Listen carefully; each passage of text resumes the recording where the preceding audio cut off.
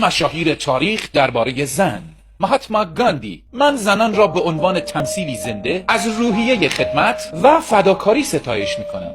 ویکتور هوگو: مردها دارای قدرت بینایی هستند ولی زنها از بینش برخوردارند. برنارد شاو: زن زشت در دنیا وجود ندارد، فقط برخی از زنان هستند که نمیتوانند زیبایی خود را بروز دهند. آلفونس دلاماتین: منشأ هر کار بزرگی زن است.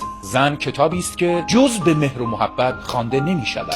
و اما محمد المصطفى ابن عبدالله: زنان کشتزار مردان هستند و هرگاه مردان بخواهند به کشتزار خود وارد می شوند. مردان صاحب و مالک زنان هستند، چون خدا به مرد بیشتر از زن برتری داده. زنان باید فرمانبر شوهر خود در خواسته های جنسی و رسیدن به امیال او باشند. اگر زنانتان به حرفتان عمل نکردند، با آنها قهر کنید، با آنها نخوابید. اگر باز هم حرف شما را گوش نکردند، آنها را کتک بزنید.